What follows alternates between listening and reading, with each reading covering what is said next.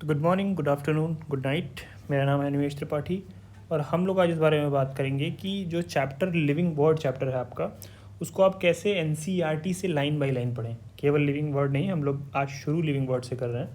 But मसला ये है कि नीट जैसे एग्ज़ाम में या फिर और किसी भी डिफरेंट एग्ज़ाम में जहाँ पे एनसीईआरटी बेस्ड क्वेश्चन आते हैं, वहाँ पे ज़्यादातर क्वेश्चन एनसीईआरटी की किसी न किसी लाइन से ही उठे हुए होते हैं या उसी को फिर से रीफ्रेस करके कुछ ना कुछ बातों को पूछा जाता है। और एनसीईआरटी में बहुत सारा ज्ञान लाइनों में एकदम दबा कुचला हुआ है, तो वहाँ से थोड़ा थोड़ा निकाल करके आपको पढ़ना आना चाहिए और उससे पॉइंट्स बनाने आने चाहिए, जिसको आप उन पॉइंट्स को याद कर पाएँ। ठीक है। इस एनसीईआरटी को पढ़ते वक्त मैं आपको ये चीज़ भी दिखाऊंगा और बताऊंगा कि एनसीईआरटी कैसे आपसे कोई भी चीज़ बात करके समझाती है।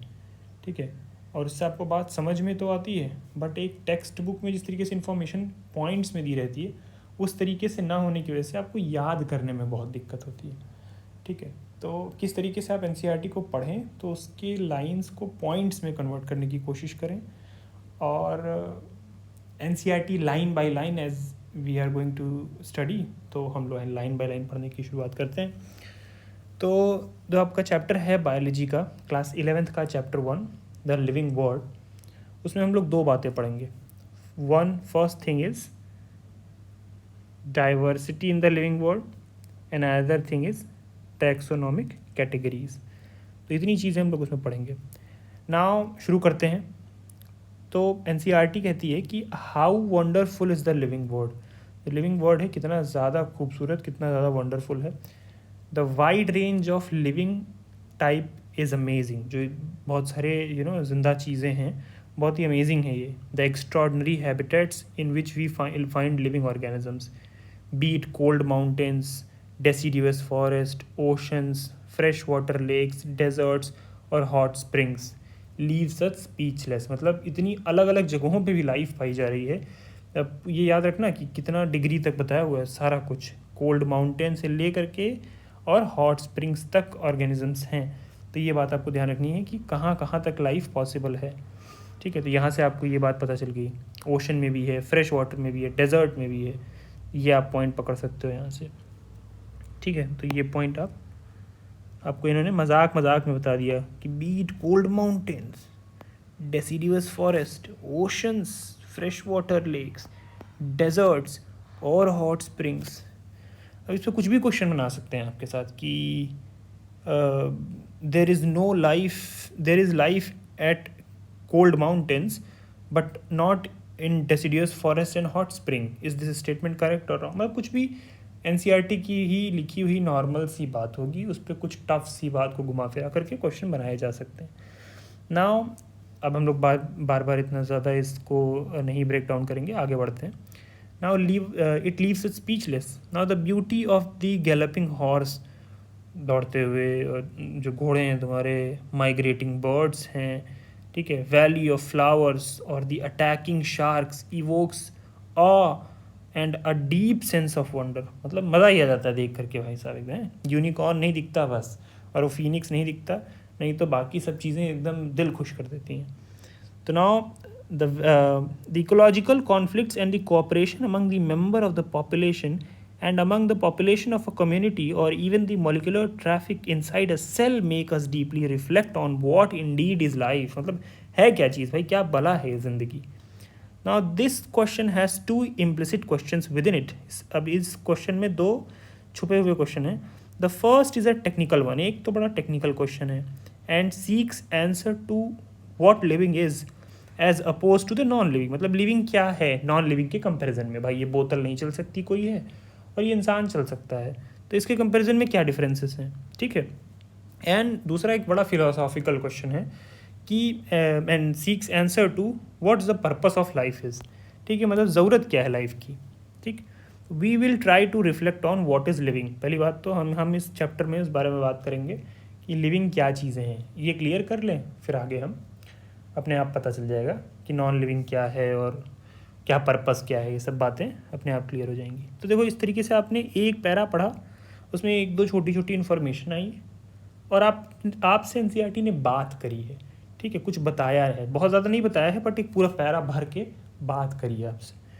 ठीक है. Now coming to the next paragraph, the topic is the diversity of the living world. क्या क्या डाइवर्सिटीज़ हैं लिविंग वर्ल्ड में. If you look around, you will see a large variety of living organism, be it potted plant, insects, birds, your pets और other animals and plants.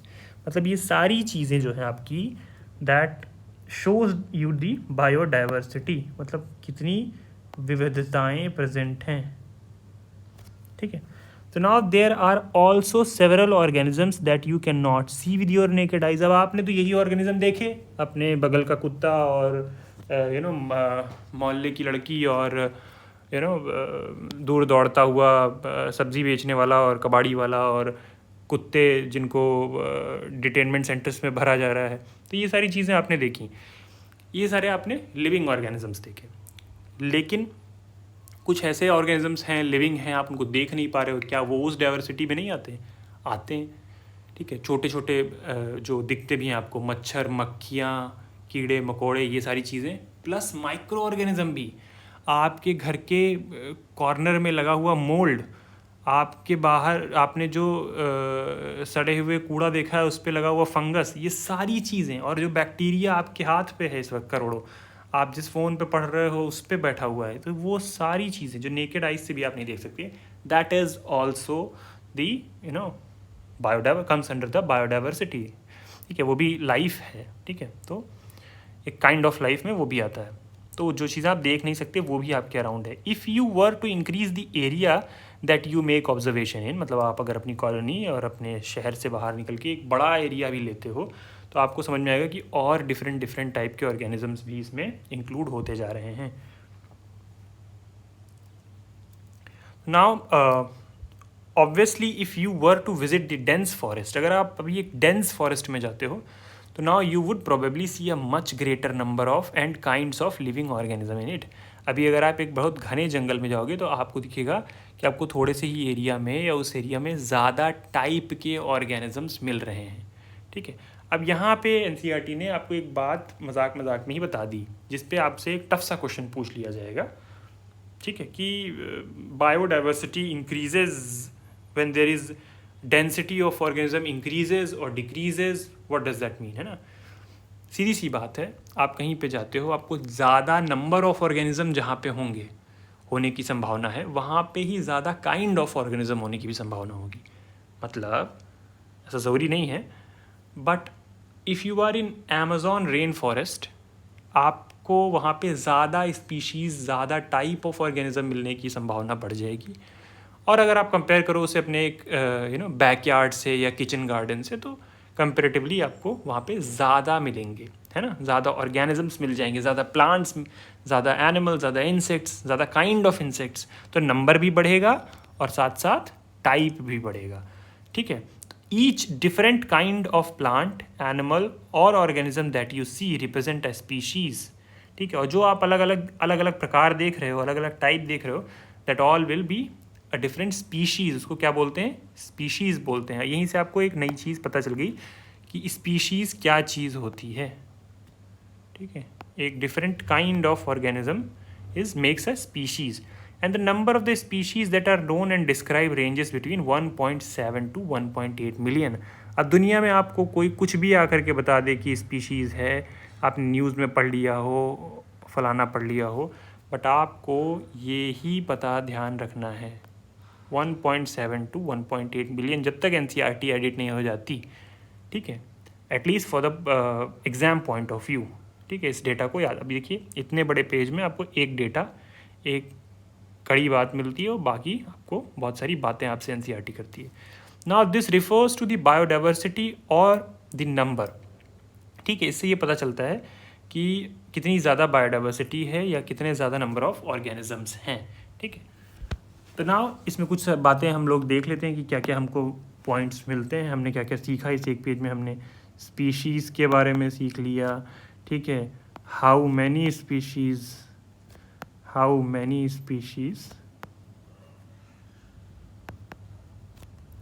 अभी तक describe हो चुकी हैं.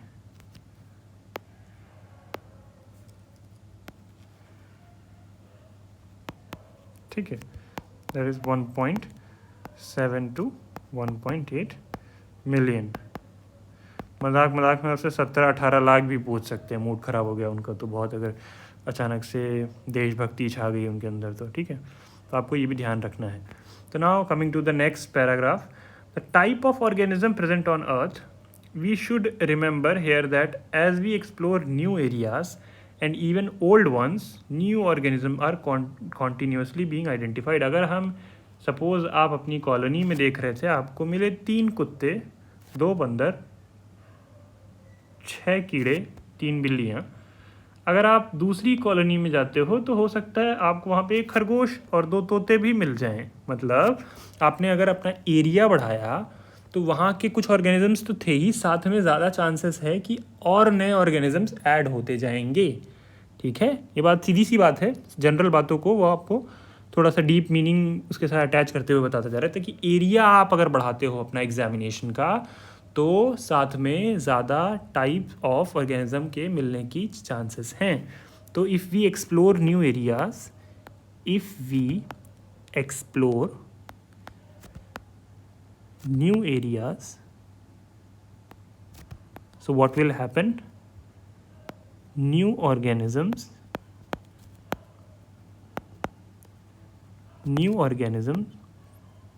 continuously being identified. अब इसको आप एक बहुत ऐसे पॉइंट बना करके अपने नोट्स में लिख लो। तो आप ऐसे एनसीईआरटी पढ़ते हुए एक शॉर्ट नोट बना सकते हो कि अगली बार आपको एनसीईआरटी पढ़ने ना आना पड़े। As stated earlier, there are millions of plants and animal in the world. Million of plant and animal हो गए, सबको मिला करके 1.7 to 1.8 मिलियन स्पीशीज़ देखी जा चुकी है। We know the plant and animal in our own area by their local names.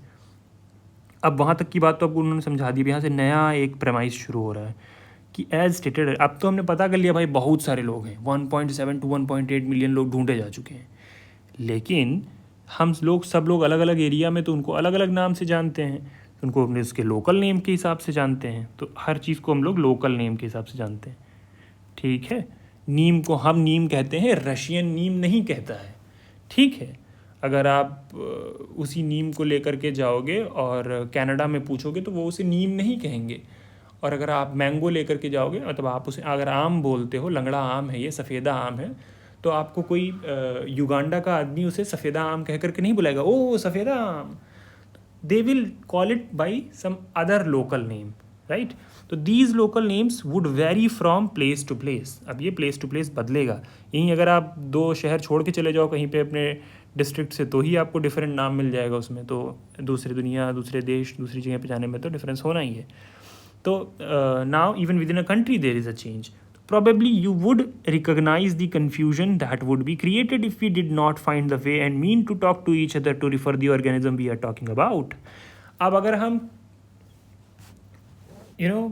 कितना कन्फ्यूजन होगा। मैंने अभी तो जस्ट तुम्हें इससे पहले एक जोकिंगली बताया इस चीज़ को कि कितनी प्रॉब्लम हो सकती है। अगर तुम एक आम लेकर के जाते हो और तुम कहते हो ये सफ़ेदा आम है, और एक युगांडा के आदमी से कहते हो कि ये सफ़ेदा आम है, there will be a great confusion, ठीक है। पहली बात तो आप भाषा ही नहीं एक दूसरे की समझ पा रहे होंगे, लेकिन एक कॉमन भाषा हम लोग ने ईजाद कर ली है, ठीक है। एक देश ने हम पे सिविलाइजेशन के चक्कर में रूल करके और उस भाषा को फैला दिया गया है, दैट इज़ इंग्लिश, है ना। तो if we speak English we can communicate easily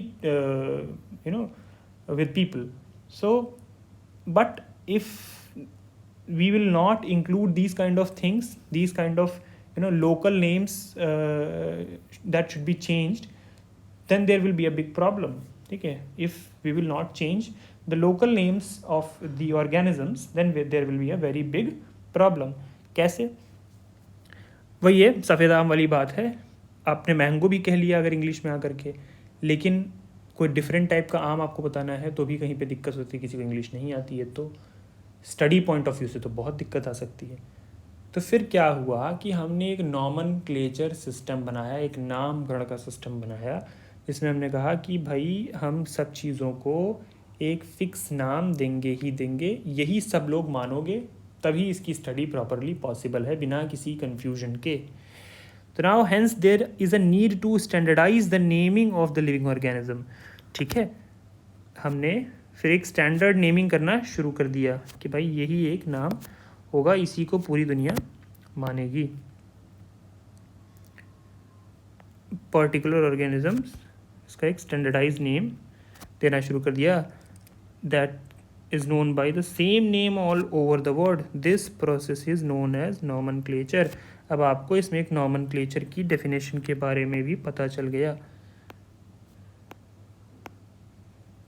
nomenclature के बारे में पता चल गया। Obviously, the nomenclature or naming is only possible when the organism is described correctly and we know to what organism the name is attached to. This is identification. अब nomenclature तो कर लिया हमने, ठीक है। अब उसके बाद ये भी तो बताना है कि उसको प्रॉपरली डिस्क्राइब तो कर लेना है कि if this is Mangifera indica, तो इसको क्या क्या ऐसे फीचर्स हैं मैंजीफेरा इंडिका के कि कोई कुछ भी पड़ा हुआ, एक बॉल पड़ा हुआ था, वो बॉल नहीं कहे, वो देखे कि नहीं इसके फीचर तो मैंजीफेरा इंडिका से मैच करते हैं, उसको आइडेंटिफाई करके उसका नाम मैंजीफेरा इंडिका पहचान ले, तो that is known as identification. तो वी नो दैट। अब हमको यहाँ पे एक और चीज़ के बारे में पता चला, दैट इज आइडेंटिफिकेशन के बारे में पता चला। तो nomenclature and identification.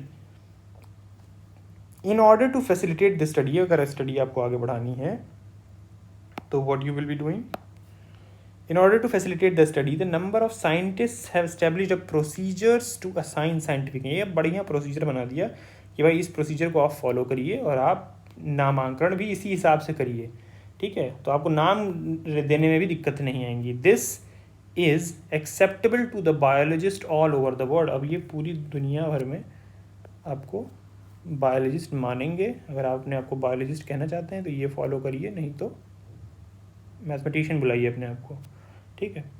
For plants scientific names are based on agreed principle and criteria which are provided in international code of botanical nomenclature. ICBN बना दिया भैया कि पेड़ों का नाम देना है तो ये भैया बोर्ड बना देते हैं, international code of botanical nomenclature. इसके हिसाब से जो जो रूल फॉलो करेगा, ठीक है, उसी हिसाब से उसी का पौधे का नाम माना जाएगा, नहीं तो बाकी सब जानवर बोल दिए जाएंगे। मजाक कर रहा हूँ, है ना। You may ask how are animals named. अब आप पूछोगे एनिमल्स कैसे नाम किए जाते हैं, उनके नामांकन होते हैं। तो animal taxonomists have involved international code of zoological nomenclature, right. ये एक जूलॉजिकल नॉमेनक्लेचर के लिए एक अलग कोड बना दिया उन्होंने। Now the scientific names ensure that each organism has only one name. Description of any organism should enable the people in any part of the world to arrive at the same name. They also ensure that such a name has not been used for any other organism known. मतलब ना ये नाम कोई और लेगा, ना इस नाम का कोई और कुछ होगा, जैसे ही नाम लिया जाएगा सब इसके बारे में तुरंत जान जाएंगे। ये सब नहीं होगा तो बड़े कन्फ्यूजन्स एंड प्रॉब्लम्स होंगे। स्टडी तो पूरी तरीके से रेलेवेंट हो जाएगी। किसी ने रशिया में जा कर के कुछ और ढूंढा, एक ऑर्गेनिज्म ढूंढा, और उसी ऑर्गेनिज्म को हम यहाँ ढूंढ करके उसका नाम तोता रख दें, वो उसका नाम शो रख दें और हम उसका नाम तोता रख दें, और वो शो कर रहे हैं और हम तोता बुला रहे हैं। प्रॉब्लम हो जाएगी, हम दोनों की बिना वजह की मेहनत वेस्ट होगी। हम इधर तोते की स्टडी किए जा रहे हैं, वो उधर शो की स्टडी किए जा रहे हैं। Then it will become a big problem. और कितना अच्छा हो उसका नाम कुछ एक नाम रख दें, ठीक है। तो उसके बाद हम फाइनलाइज कर लेंगे कि भाई हमने इसी के बारे में पढ़ा हुआ है, दैट इज़ इट। उसको हम क्या, follow universally accepted principles to provide scientific names to known organism. जो बायोलॉजिस्ट हैं उन्होंने एक तरीका बनाया है। Each name has two components. The generic name, सभी नाम को रखने के दो तरीके हैं। जैसे हम लोग अपना नाम और सरनेम के नाम से रखते हैं, वैसे ही इन एनिमल्स के, इन प्लांट्स के, इन ऑर्गेनिज्म के नाम रखने का भी दो तरीका बनाया गया।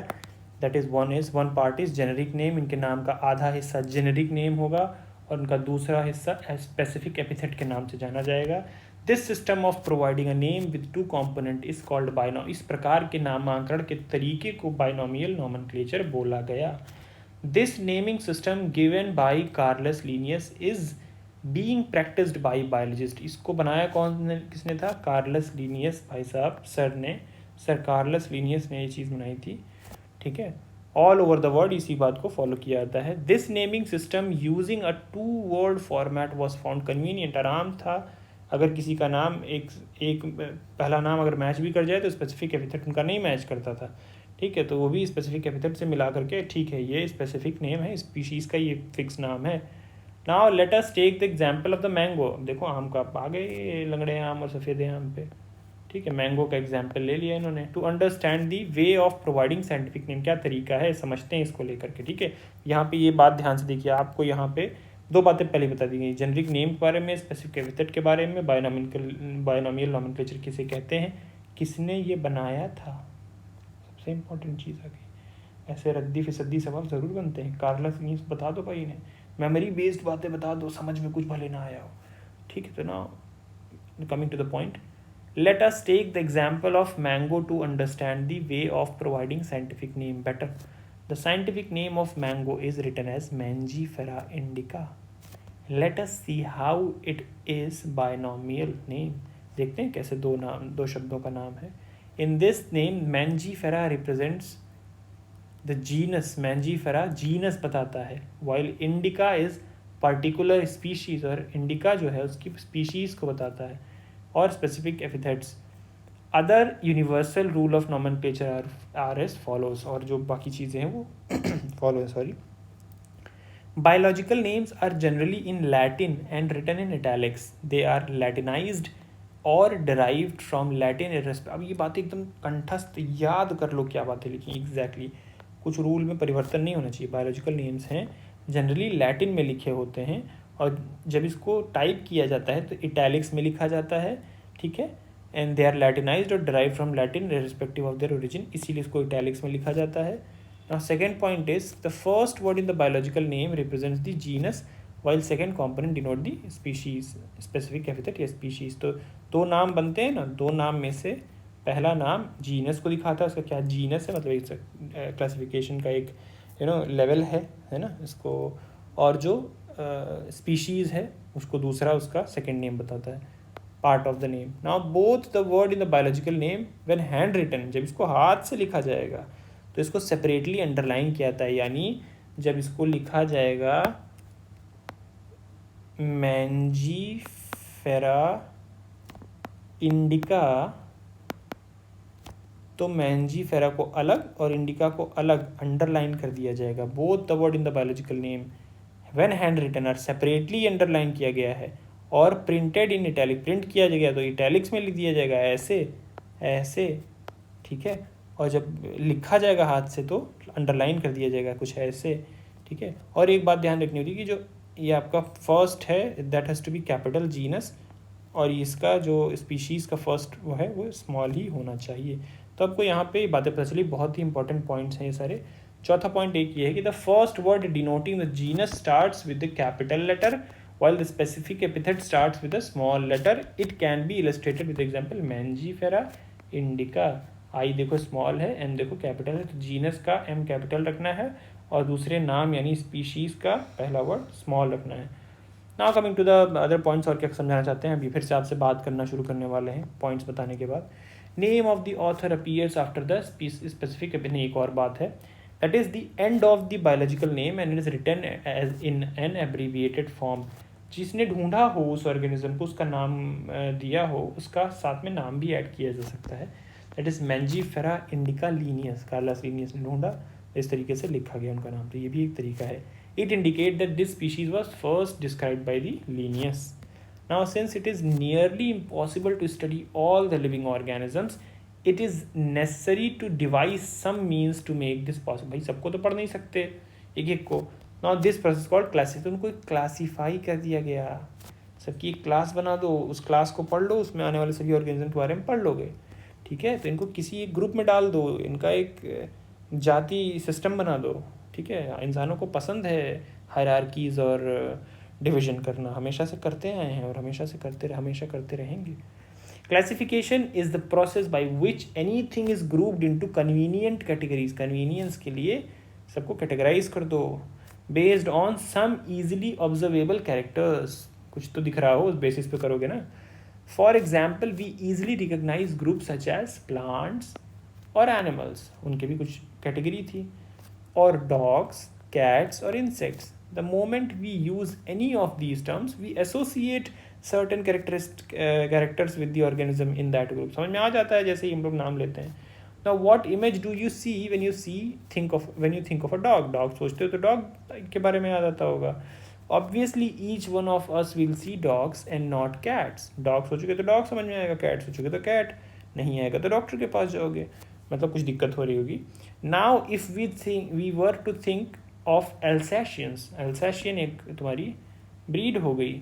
We know that we are talking about what we are talking about. German Shepherd होता है तुम्हारा, Alsatian में आता है. Now similarly suppose we were to say mammals. Mammal करा तो मतलब हाथी घोड़ा बंदर. You would of course think of animals with external ears and body hairs.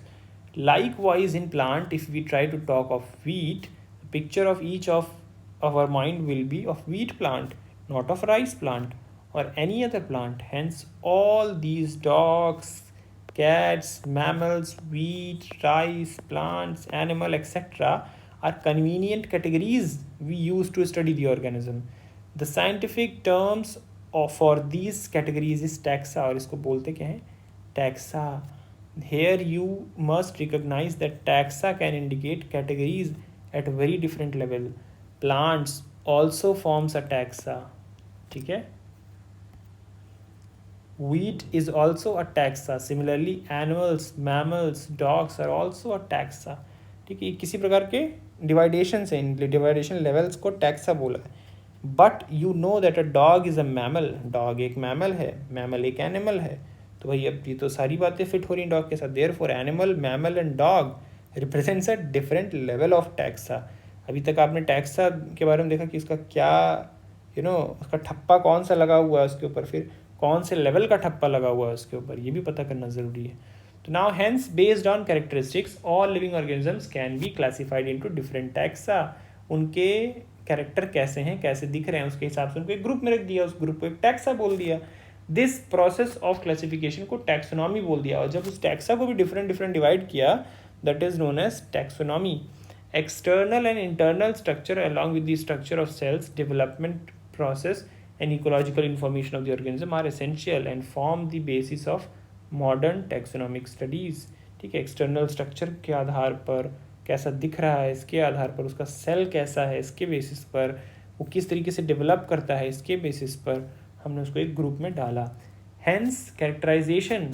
अब ये देखो एक नई बात यहाँ आती है, किस किस क्या क्या काम करना पड़ा हमें नॉमेनक्लेचर करने के लिए और डिवाइड करने के लिए, क्लासीफाई करने के लिए. कैरेक्टराइजेशन किया, उसका आइडेंटिफिकेशन किया, क्लासिफिकेशन किया, फिर नामांकरण किया, नॉमेनक्लेचर किया, are the process that are basic to taxonomy. Taxonomy समझनी है तो पहले एक ग्रुप बनाओ, ग्रुप बना करके चीज़ें जो ढूंढी हैं उस ग्रुप के कैरेक्टरिस्टिक के साथ उसको आइडेंटिफाई करो. आइडेंटिफाई कर लिया तो उसको उस कैरेक्टराइजेशन के बेसिस पे क्लासीफाई करो, क्लासीफाई कर लिया तो उसका नॉमेनक्लेचर करो. और इन सब को करके जो आप करते हैं मिला जुला के, that is known as taxonomy. Taxonomy is not something new, कोई बहुत नई चीज़ नहीं है. Human beings have always been interested in knowing more and more about the various kind of organism. हमेशा दिमाग में खुराफात रहती है इंसानों के, तो ऐसे काम वो करते रहते हैं, particularly with the reference to their own use, अपने काम के अपने मतलब के लिए. ठीक है, ऐसा नहीं कि उन्होंने जो डिवीजन किया उससे तोते को बड़ी दिक्कत होगी, कबूतर को बहुत मज़ा आएगा और शेर बिल्ली खुश रहेंगे. नहीं, अपने आराम, अपनी स्टडी के लिए उसने ऐसा किया. In early days human being needed to find source for their basic needs of food, clothing and shelter. पहले बेसिक काम हुआ करते थे. ठीक है, खाना ढूंढना, क्लोथिंग करना, शेल्टर, रोटी कपड़ा मकान जैसी चीज़ें. Hence the earliest classification were based on the use of various organism. भैया क्या इस्तेमाल है, इससे हम वूल निकाल सकते हैं, इससे हम मिल्क निकाल सकते हैं, इससे हम घुड़सवारी कर सकते हैं, इससे हम अपना प्रोटेक्शन कर सकते हैं. तो उसी हिसाब से डिवाइड कर लिया था. बट अब डिफरेंट रीजन्स हो सकते हैं आपके. Human beings were since long not only interested in knowing मोर, लेकिन अब हमेशा से केवल काम के लिए ही जानना भी चाहते हैं हम लोग. तो about different kinds of organisms and their diversities, but also the relationship, आपस में क्या उनके रिलेशन है, क्या एनिमल बिहेवियर है. This branch of study was referred to as systematics. इस ब्रांच ऑफ स्टडी को क्या बोला गया? सिस्टमैटिक्स. तमीज़ तरीके से उस चीज़ को डिवाइड करना, क्लासीफाई करना is known as systematics. The word systematic is derived from the Latin word systema. Systema से इसको बनाया गया है, वर्ड का नाम है systematics, which means systemic arrangement of organism. मिल गई आपको सिस्टमैटिक्स की डिफिनेशन मिल गई. Definition, systematic arrangement of organism. एक क्रम के हिसाब से, एक सिस्टम के हिसाब से ऑर्गेनिज्म को डिवाइड करना, that is known as systematics. और लीनियस भाई साहब ने सिस्टमा नेचुरे, ये भी देखिए क्वेश्चन आपका बन जाएगा, Systema Naturae as the title of publication, जिसमें ये बात बताई उसका सिस्टमा नेचुरे पब्लिकेशन था। The scope of systematics was later enlarged, आगे चल के इसका स्कोप बढ़ता गया, include enlarged to include identification, nomenclature and classification भी इसमें ही समा गया। Systematics takes into account evolutionary relationship between organism. और अब पता चल गया कैसे कैरेक्टर्स हैं, क्या क्या चीज़ें हैं, उस बेसिस पे उसको डिवाइड किया गया।